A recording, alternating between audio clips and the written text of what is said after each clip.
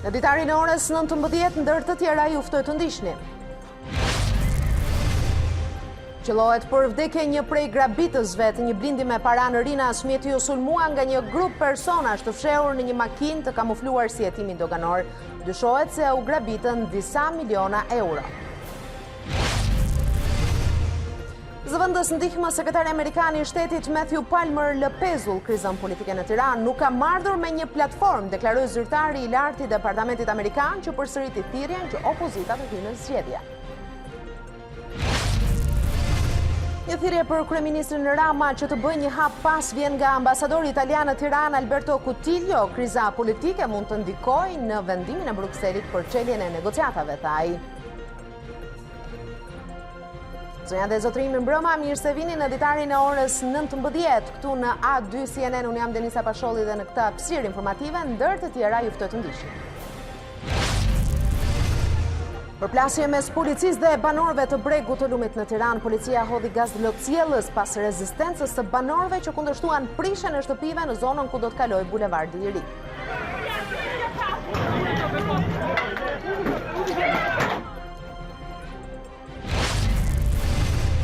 Izraeli voton sot në zgjedhjet që konsiderohen një test kyç për kryeministrin Benjamin Netanyahu. Mes akuzave për korrupsion, ai përballet me një sfidë të fortë nga ish generali Benny Gantz. Rezultatet priten të jenë të ngushta. Partizani kërkon të hedhë një tjetër hap drejt titullit duke fituar kundër kampionëve në fuqi Skënderbeut. Për ndeshjen e kësaj të mërkure, trajneri Gega beson se të kuqt do të hedhin pas shpine krizën e rezultateve.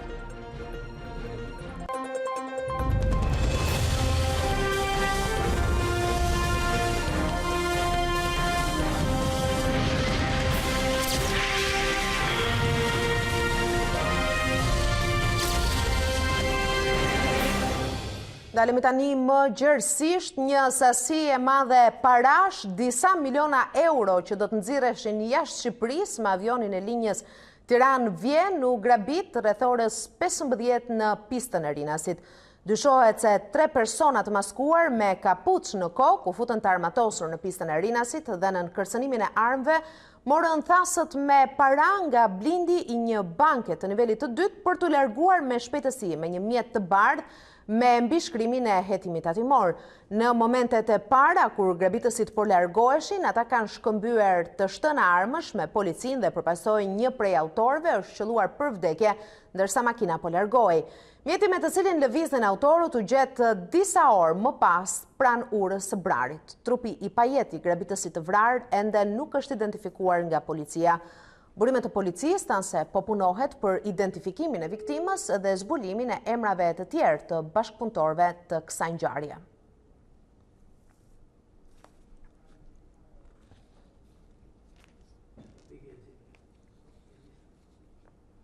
Ndërkohë, unë do të kem në lidhje të drejtë për detajet më të fundit nga kjo ngjarje me kolegët tanë në terren, Julian Kasapi dhe Antuena Labani, por do të shkoj fillimisht me Julian Kasapi.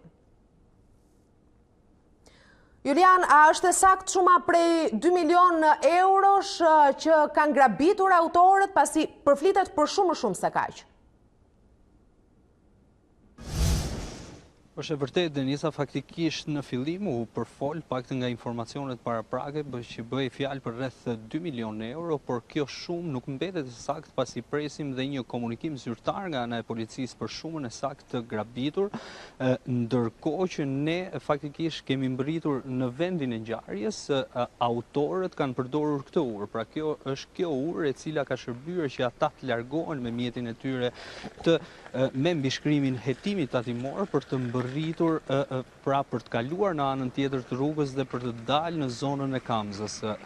Fillimisht ka pasur shkëmbim zjarri. Të paktën nga të dhënat më të fundit policisë bëhet fjalë se makina nuk ka hyrë në pjesën anësore të perimetrit të sigurisë së aeroportit Nën Tereza, por përfutjen e saj në brendësi të perimetrit ka shërbyer një parkim 24 orësh i cili ndodhet në krahun tjetër të aeroportit. Fillimisht grabicit kanë hyrë nga ajo pjesë, nga parkimi 24 orësh i cili ndodhet fare pranë aeroportit Nën Tereza dhe më pas portën anësore, ajo portë anësore ka shërbyer që ata të dalin. Kanë qenë 3 persona të maskuar dhe me veshje operacionale, veshje speciale nëse mund të themi dhe të pajisur me kamuflazh, por të pajisur dhe me barriera për sa i përket dhe me antiplum. Në këtë pjesë, paktën në këtë pjesë të rrugës, grabicit kanë pasur dhe shkëmbim të fortë zjarri mes policisë, ku njëri prej grabitësve ende i pa identifikuar ka mbetur i vrarë.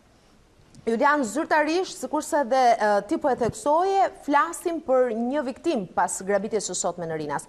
Çfarë po bëhet për identifikimin e tij, pasi kjo mund të çojë edhe në zbardhjen e autorëve të tjerë të kësaj grabitje, apo jo?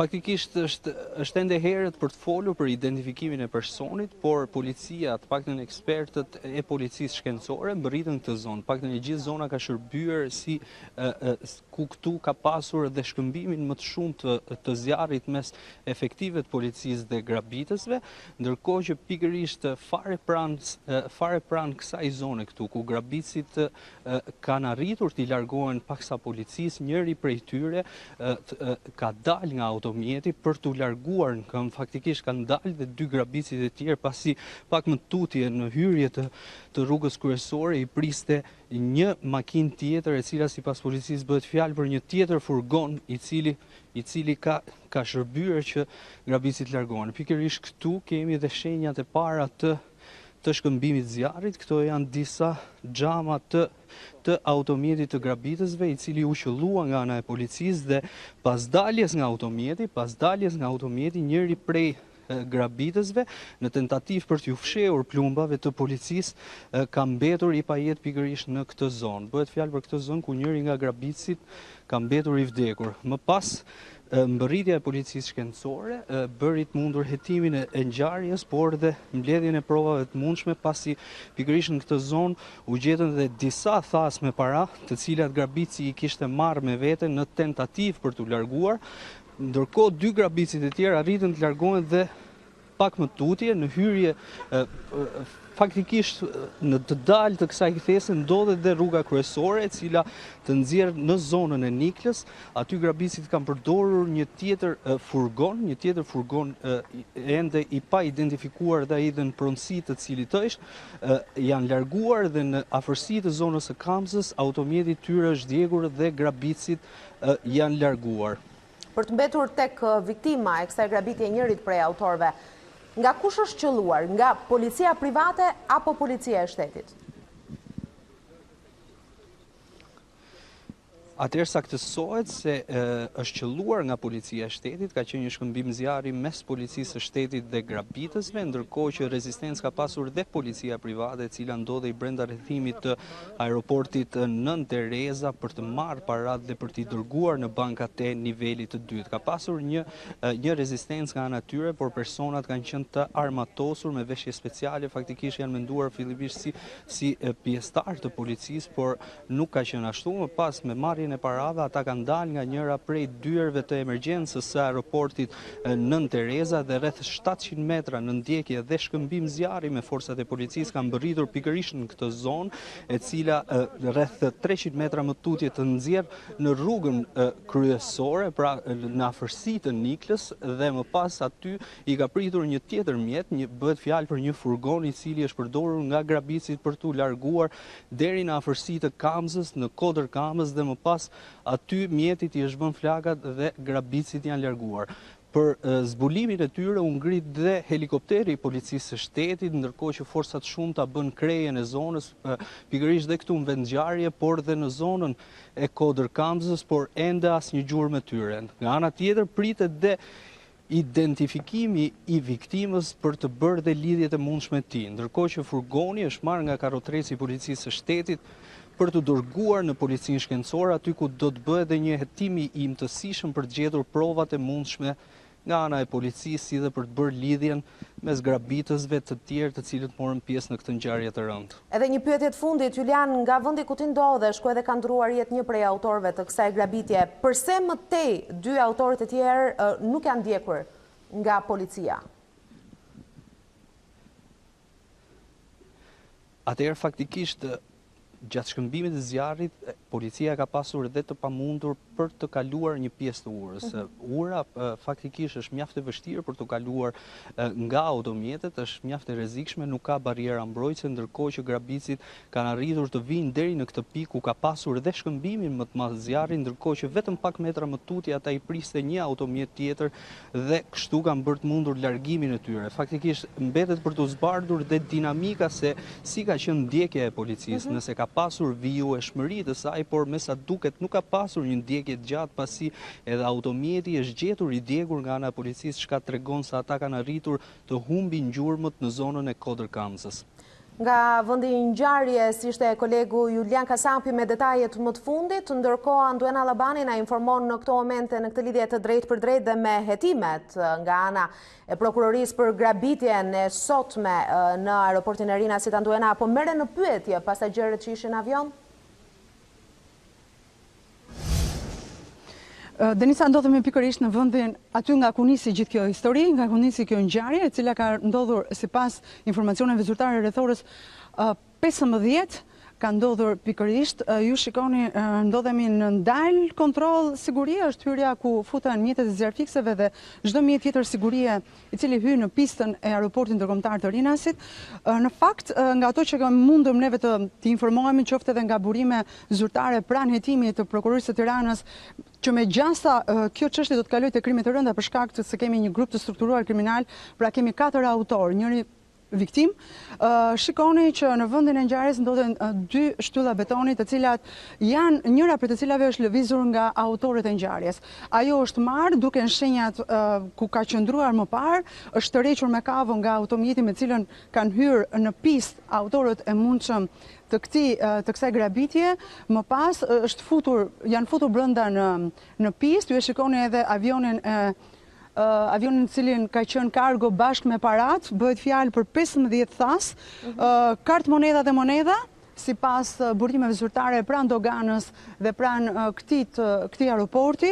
Nuk dihet ende shumë ma konkrete e parave të cilat pretendohet që janë vjedhur, parat nuk janë gjetur ende, ndërkohë që prokurorët kanë marrë në pyetje të gjithë pasagerët e këtij avioni për të marrë më shumë detaje. Ajo çka kanë mundur ata të përftojnë nga dëshmitë e tyre është fakti që kanë qenë të maskuar deri në dhëmb, të armatosur deri në dhëmb, me kapele, me maska, me mjete të deri me granata me vete, ndërkohë që hyrja sipas drejtuesve të aeroportit është vetëm 1 kilometër e ndan pikërisht vendin e hyrjes deri tek avioni, i cili duket me sy të qartë që është gati 1 kilometër, pra vetëm 2 minuta me një shpejtësi maksimale të automjetit me cilën personat kanë hyrë brenda në pistë, kanë marrë parat dhe kanë dalë nga hyrja tjetër më pas, duke u larguar drejt Tapizës, fshatit Tapiz, ku sipas prokurorëve një makinë me cilën është bërë dhe grabitja është gjetur e djegur nga autorët, më pas ata kanë marrë një automjet tjetër dhe janë larguar. Bëhet fjalë për 4 persona deri tani. Sipas prokurorëve, nuk dihet nëse ka patur bashkëpunëtorë të tjerë të cilët kanë lënë një tjetër automjet me cilët autorët janë larguar, aq më tepër që nuk kemi ende se dieni se ku ndodhen parat, Denisa. Po. Anduena, kush janë prokurorët që po merren me ngjarjen? Ti e përmendë edhe pak më herët, janë prokurorë të Tiranës apo nga krimet e rënda? Aktualisht në këtë ngjarje janë angazhuar edhe prokuroria e Kavajës, por edhe prokuroria e Tiranës, e cila ka nisur 2 prokurorë bashkë me oficerët e policisë gjyqësore në vendngjarje menjëherë pas njoftimit për grabitjen. Në fakt, prokurori i cili ndodhet aktualisht, prokurori gatshëm në prokurorinë e Tiranës, i rrethit gjyqësor Tiranë, më deklaroi që kjo çështje mund të merret nga krimet e rënda, pasi kemi të bëjmë me një grup të strukturuar kriminal. Pra forma në cilën është organizuar e gjithë grabitja është e mirë menduar, Denisa është menduar çdo gjë deri në detaj, që nga transporti i mjeteve ndaluese brenda në këtë derë ku asgjë nuk mund të hyjë pa një kontroll të imtësishëm. Askush nuk mund të futet, aq më tepër person fizik dhe jo me automjet, pa patur një garanci dhe pa u kontrolluar imtësisht nga organet të kontrollit brenda në aeroportin e Rinasit. Kështu që deri tani të gjitha provat janë mbledhur, ka shumë për të bërë, shumë e thjeshtë dhe është shumë herët për të thënë deri diku se çfarë ka ndodhur, pasi shumë gjëra nuk dihen, autorët ende nuk janë gjetur, parat ende nuk janë gjetur, dihen vetëm që kanë qenë 15 thas të mbushur me kartë monedha të huaja, bëhet fjalë për 3 banka, të cilat kanë bërë transportin e parave nëpërmjet avionit austriak drejt aeroportit të Rinasit. Dhe për t'i ardhur në ndihmë time dhe a janë administruar kamerat e sigurisë, ke informacion? Kjo është një shenjë e mirë deri diku të themi, paktën për hetuesit duket sikur kamerat e sigurisë do të luajnë një rol shumë vendimtar për të përcaktuar deri diku jo vetëm autorët, për të shkuar deri ke autorët, por të përcaktuar dinamikën e ngjarjes. Të gjitha kamerat e sigurisë të cilat ndodhen aktualisht në aeroportin e Rinasit janë sekuestruar, është një rrugë e cila është e monitoruar çdo gjë me kamera, kështu që do të jetë e thjeshtë deri në zbardhjen e pamjeve që do të përftohen nga këto pamje. Ishim live me të dhënat më të fundit, me detajet më të fundit nga grabitja e sotme në Rinas me kolegen Anduena Labani. Faleminderit për këtë raportim. Ndërkohë vjedhja e disa milion eurove në pistën e Rinasit nuk ka kaluar pa vëmendjen e opozitës. Sekretari i përgjithshëm i Partisë Demokratike Gazmend Bardhi pretendon se grabitësve i është hapur rruga me vetdije. Është çështje prioriteti. Edi Rama ka prioritet luftën me qytetarët dhe jo me krimin. Ndërkohë ministri i Brendshëm ka gjetur disa çaste në mesin e kësaj ngjarje për të kthyer një përgjigje demokratit Bardhi.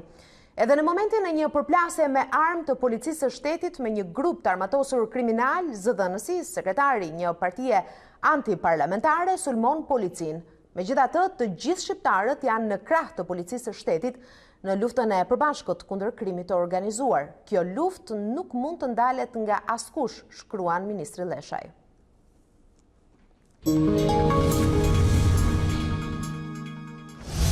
Dalemi tek një tjetër zhvillim i rëndësishëm i ditës këtë herë nga politika, zëvendës ndihmë sekretari amerikan i shtetit Matthew Palmer lë pezull krizën politike në Tiranë. Në një bisedë me gazetarët, Palmer tha se nuk kishte sjell një platformë për zgjidhjen e krizës, por ai mbështet majorancën, kur tha se parlamenti dhe qeveria janë legjitime, ndërsa opozita duhet të futet në zgjedhje.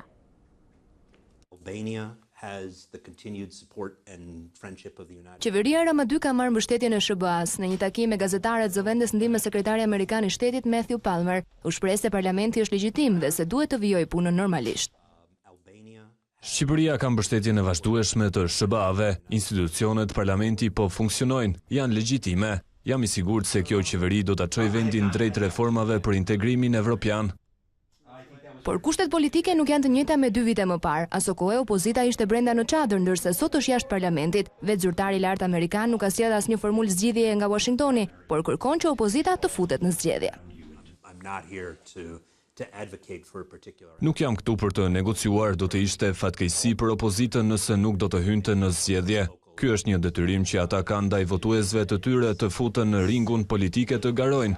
Bojkoti apo djegja e mandateve janë në kundërshtim me parimet demokratike. Por çfarë duhet të bëjë majoranca për të bindur opozitën të futet në zgjedhje? Nuk është detyrë e qeverisë të bindë opozitën për të futur në zgjedhje, është përgjegjësia e opozitës ta bëjë atë. Majoranca ka përgjegjësinë e saj për të vijuar para me reformat. Palmer u ndal gjërësisht edhe të çështja e marrëveshjes Kosovë-Serbi. Sipas zyrtarit amerikan, duhet që Serbia të njohë Kosovën si vend sovran dhe i pavarur dhe anasjelltas. Temë e diskutimit me gazetarët ishte edhe lobimi i opozitës për mos-emërimin e Kalevec dhe Binjata Trejt, për të cilat tha se janë mjete demokratike në politik, por duhet të bëhen me transparencë.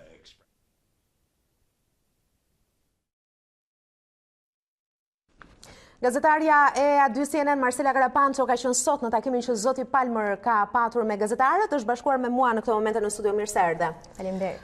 Një mëngjes i herët ky dhe me një takim të rëndësishëm se ai me zotin Palmer. Pyetja e parë që lind natyrshëm, a ka qenë i hapur zoti Palmer për gjitha pyetjet me gazetarët, pasi fokusi juaj sigurisht në këtë takim ka qenë kriza politike në vend dhe mundësia që zyrtari i lartë amerikan, ashtu si 2 vite më parë zoti Hojti, ishte që të luante rolin e një negociatori mes majorancës dhe opozitës. Ka pasur aq shumë gjëra për të thënë sot në takim, pavarësisht se 60 minuta Denisa kanë kaluar shumë shpejt, por për shkak edhe të etikës profesionale, pjesa e parë e bisedës ka qenë off the record dhe sigurisht ne duhet ta respektojmë faktin e komunikimit. Ne kemi pasur shumë pyetje lidhur me situatën politike, por jo vetëm që i kemi paraprir këtij takimi dhe për të çuar kuriozitetin jo vetëm të ne gazetarëve që ishim aty, por edhe një publiku shumë të thjeshtë që na sheh nga shtëpia, një publiku që e përcjell krizën politike, që përcjell të enjtet parlamentare, protestat.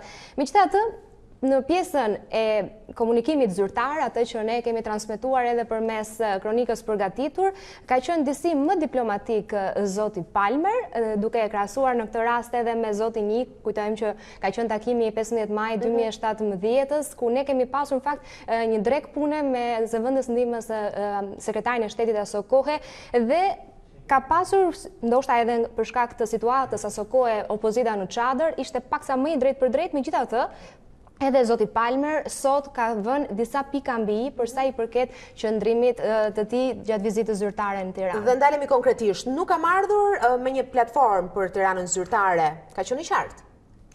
E ka lënë disi në ajër, disi në pezull, nuk ka sjell një formulë magjike, mund të themi, ndryshe nga McAllister, që e solli një paket, ajo përpunua vetëm 2 ditë më pas në 17 dhe 18 maj, duke i shtuar, duke bërë McAllister Plus, Mac Plus paketën. Ka qenë një situatë thjesht për të dëgjuar dhe për të shprehur qëndrimin e Shteteve të Bashkuara të Amerikës. Washingtoni, ka thënë zoti Palmer, e mbështet mazhorancën, qeveria, institucionet janë legjitime, ka qenë ky fokusi kryesor në fakt që ka sjell zoti Palmer në këtë komunikim me ne. Gjithashtu ka bërë thirrje që opozita të futet në zgjedhjet e 30 qershorit, duke pasur parasysh Denisa faktin se tashmë opozita është jashtë parlamentit, ajo çfarë do ta bënte më demokratike, më afër institucioneve është pikërisht futja në zgjedhjet e 30 qershorit, në zgjedhjet lokale si një mënyrë për të nisur edhe një herë jetën demokratike, atë ku bëhet vërtet. Por ndërsa pati porosi për opozitën, për majorancën kishte le të themi një porosi apo një tërheqje vëmendje, ndoshta për t'i dhënë fund kësaj krize? Zoti Palmer duket se i ka hequr nga shpatullat përgjegjësinë mazhorancës për të folur me opozitën. Si ne kemi pyetur, aty se ne ka pyetur zotin Palmer se çfarë duhet bëjë opozita. Kujtojmë që Departamenti Amerikan i Shtetit në raportin vjetor ka bërë publike dhe ka ngritur shqetësime që jo pak opozita i ka ngritur. Blerjen e votave, korrupsionin, luftën kundër trafikimit, janë të gjitha këto elemente të cilët kanë qenë në raportin vjetor të Departamentit të Shtetit dhe pikërisht duke marrë parasysh që një zë tjetër, një zë ndërkombëtar, një aleat strategjik siç është SBA-ja, të cilët ne i besojmë, ne kemi besuar reformën drejtësi, kemi besuar reformat më të rëndësishme. Në këto kushte duket se zoti Palmer ja ka hequr barrën mazhorancës pasi është detyrë e opozitës të futet në zgjedhje. Mazhoranca nuk ka përgjegjësi ta bëjë opozitën të futet në zgjedhje, është shprehur ai duke e lënë situatën të hapur, pra që zgjedhjet mund të jenë në 30 qershor edhe pa opozitën. Sikurse PS-ja tashmë është regjistruar në Komisionin Qendror të Zgjedhjeve, ne kemi parë edhe formulimin që ata e kanë çuar përmes kërkesës vetëm 2 ditë më parë, së bashku me antarët për KZZ. Duke i kujtuar edhe Partisë Demokratike që kanë kohë deri më 21 prill. Po, shtafati i fundëm për të dorëzuar pikërisht edhe regjistrimin e partive në zgjedhjet e 30 qershorit, duke llogaritur ditët e para të majit, afati për regjistrimin e kandidaturave dhe të koalicioneve në 13 maj është afati i fundëm. Megjithatë, nuk ka qenë vetëm le të themi politika e nxehtë e Tiranës, ajo që është diskutuar me zotin Palmer, interesi juaj ka qenë Kosova, Serbia, çështja e kufive, një marrëveshje e mundshme mes tyre, por edhe influenca ruse në Ballkan. Patjetër kanë qenë të gjitha këto tematika që gazetarët i kanë përcjell përmes këtij takimi që duhet thënë ka qenë i vetmi komunikim zyrtar i zotit Palmer, i këtij zyrtarit të lartë amerikan, pasi kemi parë takimet e tjera të cilat nuk ka pasur shprehje. Kjo është i vetmja ur komunikimit paktën mes një zyrtari kaq lart amerikan dhe publikut deri në këto momente që flasim. Nuk ka pasur asnjë reagim tjetër. Dhe sigurisht tek çështja e Kosovës, duke qenë se ai është një njohës i mirë i çështjeve të Ballkanit perëndimor, ka thënë se duhet një marrëveshje që të mos cënoj asnjë nga palët. Duhet njohje e Kosovës nga ana e Serbisë, e anasjelltas është shprehur zoti Palmer dhe pikërisht mosquarja e moscënimit të territoreve. Këtë çështje që është kaq e rëndësishme, debat shumë i nxehtë në fakt që lidhet me çështjen e territoreve mes Kosovës dhe Serbisë, është kërkuar që të mos fokusohet si çështje pasi nuk duhet të ketë cënim të territoreve mes dy vendeve. Rosalba Beto në fakt na ka përgatitur edhe një profil të Matthew Palmer, zyrtari i lartë amerikan që bën përpjekjen e radhës për të ulur palët në negociata. Ai është një prej zërave kryesor të Shteteve të Bashkuara për krizat në rajon, ka kërkuar zgjidhje përmes dialogut mosmarrëveshjeve mes Kosovës dhe Serbisë, por ka patur rol edhe në çështje të tjera të rëndësishme si ajo e emrit mes Maqedonisë dhe Greqisë. Ndjekim, rikthehemi sërish në bisedë. Zëvendës ndihmës sekretari amerikan Matthew Palmer është emër i njohur në Ballkanin Perëndimor. Zë kryesori i Shteteve të Bashkuara për krizat në rajon, ai ka vizituar shpesh vendet e Ballkanit në momente kyçe, mbështetës i dialogut si mënyrë për zgjidhjen e mosmarrëveshjeve. Gjatë vizitave në Kosovë dhe Serbi ai u ka bërë thirrje palëve të riulen në tryezën e bisedimeve, ndërsa nuk ka ofruar zgjidhje specifike për krizën mes dy vendeve. Palmer ka inkurajuar palët të gjejnë një mënyrë për të vazhduar përpara dhe për arritjen e një marrëveshje të pranueshme nga të dyja vendet. Por ishte sërish Palmer bashkë me dy zyrtarë të tjerë të lartë që i përcolli Prishtinës mesazhin e fortë për prishje të marrëdhënieve me Washingtonin nëse nuk do të hiqej taksa prej 100% ndaj produkteve serbe. Ai e dënoi vendimin me termat më të ashpër dhe theksoi se lidhjet mes dy vendeve ishin në rrezik. Zëvendës ndihmës sekretari amerikan pati një rol edhe në çështjen e emrit mes Maqedonisë dhe Greqisë.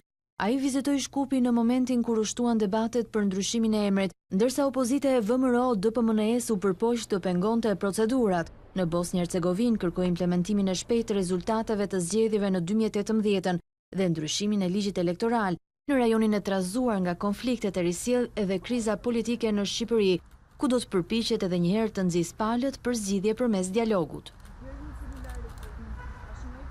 Jam sërish në studio me Marcela Karapançon. Marcela, e pyet zotin Palmer edhe për dy lobimet e Partisë Demokratike.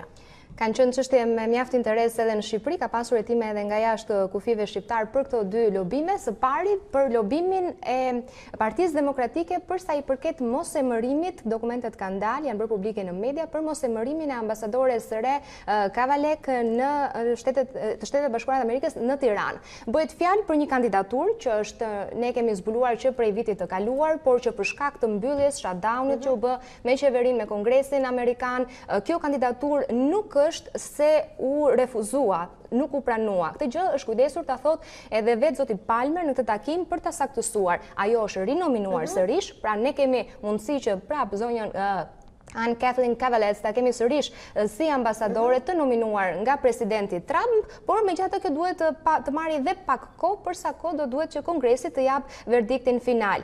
Nga ana tjetër është një tjetër shumë parash, janë disa qindra mijëra euro të tjera që pretendohet që Partia Demokratike ka lobuar pikërisht me Binjata Trejt për zgjedhjet e 2017-s. Kujtojmë foton e famshme të zotit Basha që në kulmin, në mesin e krizës politike, kur ishin në çadër, shkoi në SBA, pikërisht për lobime të tilla po kërkohet, por zoti Palmer është kujdesur të thotë se këto janë mjete tejet demokratike në SBA. Janë mjete të diplomacisë, janë mjete të politikës që mund të përdoren dhe që nuk kanë asnjë lloj problemi, por ka një kusht. Ato duhet të jenë transparente, duhet të tregohen se nga vjen ky financim. Pra, në fund të vitit, kur bëhet edhe deklarimi i pasurisë së partive në Komisionin Qendror të Zgjedhjeve, buxhetet që ata kanë shpenzuar, duhet të deklarohen pikërisht këto të ardhura, se si janë siguruar, ku janë shpenzuar dhe cili ka qenë burimi, që është pjesa më kryesore për sa i përket lobimeve. Megjithatë, zoti Palmer është takuar sot edhe me zotin Basha, me kryetaren e Lëvizjes Socialiste për Integrim zonjën Kryemadhi. Ndjekim materialin e rikthehemi.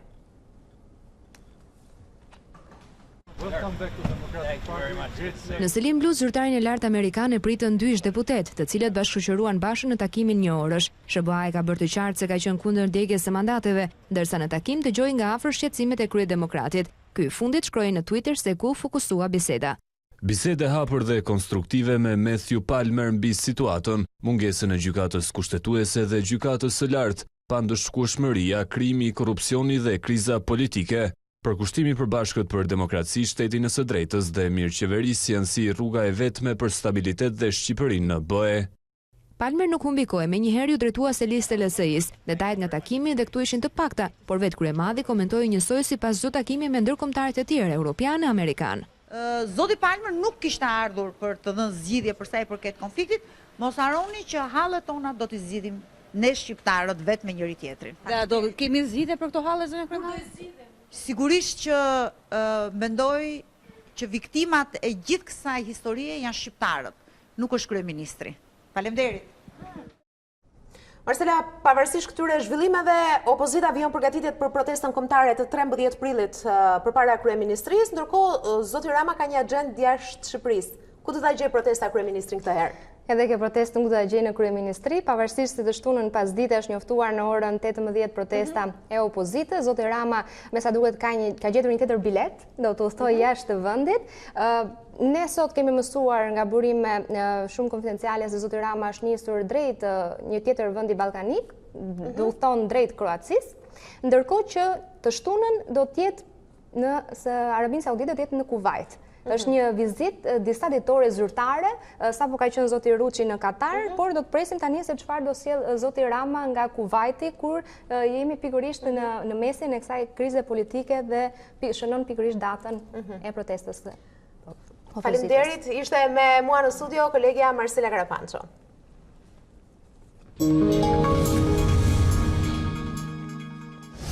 Ndërkohë një tjetër apel për dialog mes palëve politike erdhi dhe nga ambasadori italian në Shqipëri Alberto Coutinho. Mesazhi ishte për majorancën qeverisëse që sipas ambasadorit duhet të bëjë një hap pas, por kjo nuk do të thotë sipas tij që opozita të fitojë gjithçka. Mesazhi im për politikanët është një mesazh i dyfisht. Para së gjithash, sigurisht që realizimi i protestave është një e drejtë, por e rëndësishme është që këto protesta të realizohen në mënyrë paqësore, duke mos shkaktuar dëme ndaj personave apo edhe ndaj institucioneve. Mesazhi i dytë është mesazh që përfshin apo i përket të gjitha forcave politike, por ndoshta pak më shumë edhe majorancës. Pra që të bëjnë një hap drejt dialogut politik mes tyre. Dhe sigurisht pra, unë shpresoj që Shqipëria të respektojë themi këto dy afate kohore apo këto dy momente të rëndësishme që do të jenë në muajin qershor, sepse që të nisësh dialogun me opozitën nuk do të thotë që të pranosh kushtet e vendosura nga opozita, por kjo do të thotë që ti të japësh mundësinë pra për të trajtuar problemet që ka ngritur opozita, sikur janë korrupsioni, kriminaliteti apo ligjet elektorale. Dhe trajtimi këtyre çështjeve me dialog mes palëve sigurisht që do të jetë në dobi dhe në interes të vendit. Sicuramente la crisi politica. Gjatë pasdites, zoti Palmer për t'ju rikthyer dhe njëherë vizitës së tij dhe agjendës në Tiranë, është takuar dhe me presidentin e Republikës Ilir Meta, i cili vetëm pak çaste më parë ka shkruar në rrjetin e tij social Facebook: takimi hapur dhe miqësor me zëvendës ndihmës sekretarin amerikan të shtetit për Europën Matthew Palmer mbi situatën e vështirë politike në vend dhe rrugdaljet për të ecur përpara. Interesi ndërsjellët për forcimin e demokracisë dhe shtetit të së drejtës që qëndrojnë në themel të partneritetit strategjik mes dy vendeve. Ishte ky reagimi i kreut të shtetit pas takimit me zëvendës ndihmës sekretarin amerikan të shtetit Matthew Palmer pas ditën e sotme. Ne do të ndalemi këtu nga zhvillimet politike të ditës, ka një hapësirë të shkurtër publicitare, rikthehemi pas pak me të tjera zhvillimet të ditës. Rikthehemi sërish, ndalemi tek një zhvillim i mëngjesit të sotëm. Policia ndërhyri me gaz lotësielës për të larguar banorët e bregut të lumit dhe më pas fadromat e IKMT-s nisën prishjen e banesave që preken nga projekti për zgjatimin e bulevardit. Të lënduarit kanë kërkuar ndihmë në spital, ndërkohë 6 banorë janë shoqëruar në komisariat. Por ndërsa opozita denoncoi dhunën, kryebashkiaku Velia i ofroi banesa sociale për banorët që u prishën shtëpitë. Përpjekjet e banorëve të bregut të lumit për të mbrojtur shtëpitë nga shëmbja nisën herët në mëngjes, por nuk kanë rezistuar gjatë përballë forcave të shtuara të policisë, që zbarkuan rreth orës 6 të së martës në skajin fundor të bulevardit. Thirrjet e banorëve, britmat e grave dhe fëmijëve janë mbytur nga gazi lotësielës që ka përdorur policia për t'i larguar nga shtëpitë. Janë përplasur fizikisht me policinë, ku mes banorëve të dhënuar pati dhe të lënduar.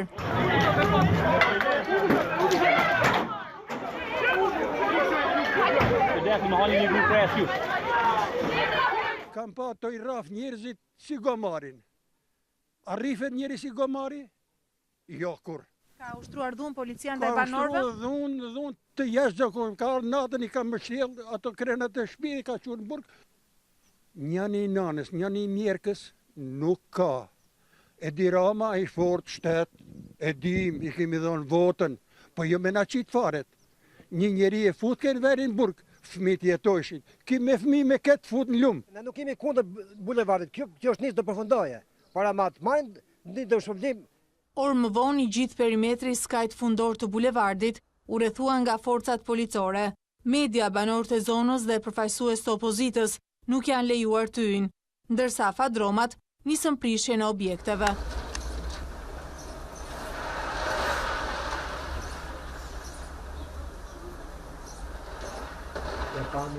Ish deputet të Partisë Demokratike denoncuan dhunën ndaj banorëve dhe vendimin e padrejtë për të mos i dëmë shpërblyer. Ne në 2013 nuk i filluan punimet pa u dëmshpërblyer gjithë banorët, sepse kështu e thot ligji dhe kështu e kërkon ligji. Bashkia e ka pasur të miratuar dhe në buxhet. Kur kryetari i bashkisë ka ardhur në zyre ka pas të miratuar në buxhet dëmshpërblimin e këtyre banorëve, po ka zgjedhur që të shpenzoj parat për 17 milionë euro për fushën, për bulevardin, në një tender korruptiv dhe abuziv dhe të mos jap këtyre banorëve diçka që janë thrime për buxhetin e bashkisë, është e paprecedent kjo që po ndodh këtu. Por Erion Veliaj deklaron se projekti bulevardit nuk ka kthim pas, ndërsa për banorët ofron strehim në banesa sociale. Sot ka nisur lirimi i brezit parë të shtëpive, do të vazhdojmë kështu çdo ditë. Në Tiranë ne nuk do ta lejojmë as tirizimin e shoqërisë. Pyetja është, i vajte ti lumit, atëherë di lumit ty. I vajte ti lumit. Kush ka ndërtuar në shtrat të lumit, aty ku përfundon bulevardi, do marri banesë për banesë sociale. Janë shumë herë më të mira se ato që i merr lumi. 4 banorë të lënduar nga përplasja me policin kanë marrë ndihmën e parë në spitalin e traumës, e po ashtu dhe 3 punonjës policie, ndërsa 6 banorë që bën rezistencë janë shoqëruar në komisariat.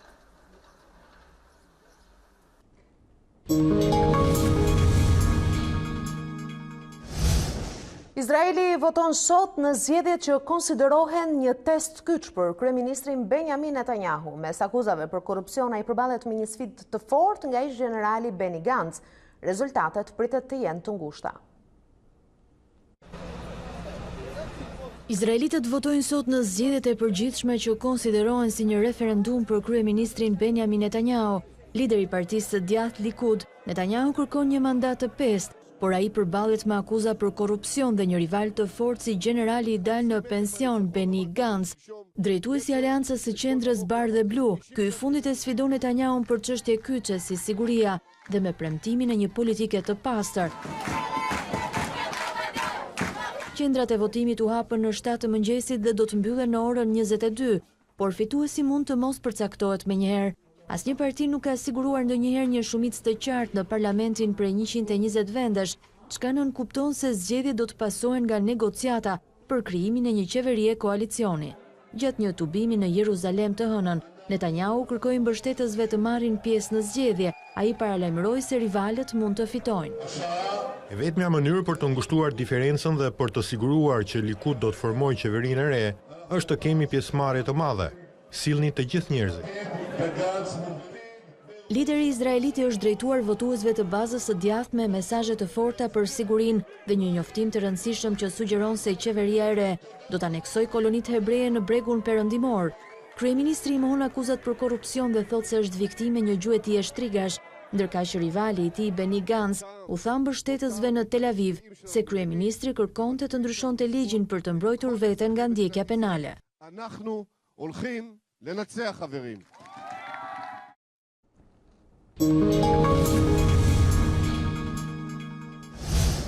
Do të ndalemi në sport dhe këtë herë me një zhvillim të fundit. Brikencalja shpallet kampioni Europës në stilin e shkëputjes në kategorinë e peshës trupore deri në 73 kg. Kampioni kuqezi ka ngritur 156 kg në stilin e shkëputjes duke u klasifikuar në vendin e parë. Kampioni i trefishti i Europës po konkuron në peshën 73 kg në Europianin e vitit 2019 që po zhvillohet në Batumit të Gjeorgjis. Ndërkohë pritet të stili i shtytjes me të cilin Calja synon të barazoj arritjen e 3 titujve europian.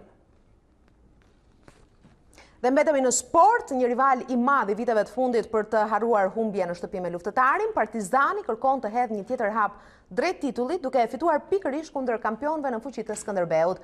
Për ndeshjen e kësaj të mërkure, trajneri Gega beson se të kuqt do të hedhin pas shpinë krizën e rezultateve, ndërsa komentoi edhe situatën e rivalëve të përjetshëm të Tiranës. 4 ditë pas humbjes ndaj Luftëtarit, kryesuesit e Partizanit rikthehen në fushkët e herë përballë Skënderbeut në finalen e radhës, sikurse janë konsideruar ndeshjet e fazës së 4 nga trajneri Gega.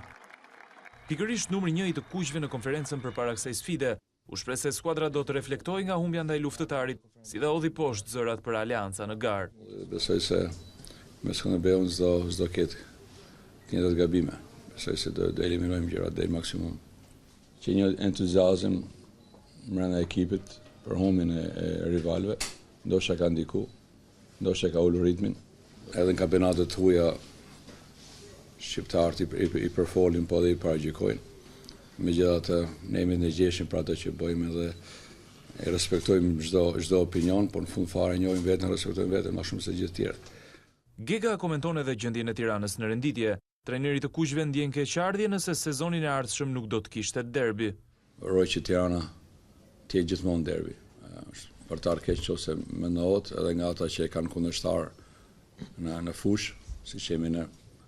Ndërsa ylli të kuqve Esat Mala ka besim për sprintin final të sezonit, ndërsa sqaron edhe çështjen me trajnerin e shpresave Alban Bushi, pas dëmtimit që e la jashtë sfidës me Andorrën. Unë jam krenar që përfaqësoj kombin tim dhe kam derë që vesh fanelën e kombëtarës. Ka qenë një moment i keq që joni në këto nishtet e fundit, besoj se do bashkohemi çunat siç dim më së miri ne, sepse kjo është ajo që na ka mbajtur. Dhe besoj që do të ngrihemi qysh duke filluar nga nesër me ndeshja e Skënderbeut. Rikthehet sot Champions League me turneun prestigjos që është në fazën e çerek finaleve. Shorti rezervoi duele spektakolare, siç është derbi anglez Tottenham-Manchester City, i pashmangshëm duke parë numrin e madh të skuadrave angleze. Një përballje krejtësisht e hapur me dy skuadrat që ndeshen për herë të parë në Champions, ndërkohë që takimi sotëm do të luhet në shtëpinë e re të Spurs në Tottenham Hotspur Stadium. Përballja tjetër e Ligës së Kampionëve sot në mbrëmje është ajo mes Liverpool dhe Portos. Sa i përket përballjeve direkte, portugezët kanë kujtime të hidhura nga Liverpool, teksa vetëm një vit më parë në 1 të 16 e Champions, Porto u eliminua pas humbjes 5-0 në shtëpi, ndërkohë që kishte barazuar në Anfield 0-0. Në vim juftoj të ndihni parashikimin e motit për nesër, Tanja Porjana sjell detajet. Mirëmbrëma të nderuar shikues të A2 CNN, le të njihemi së bashku me kushtet e motit për ditën e nesërme. Pjesa e parë e ditës së nesërme do të vijojë me vranësira dhe shija të dobët, më të shpesh shija do të jenë në zonat veri perëndimore, por edhe në zonat e ulëtërësirës, ndërkohë pasditja sjell edhe kthjellime të dukshme në territorin shqiptar. Më të shpeshta kthjellimi do të jenë në zonat jugore dhe pjesërisht në qendër të territorit. Temperaturat nesër do të rriten lehtë, më e ndjeshme kjo rritje do të jetë gjatë orëve të mesditës, duke bërë që maksimumi në rang territori të ngjitet në 20 apo 21 gradë Celsius.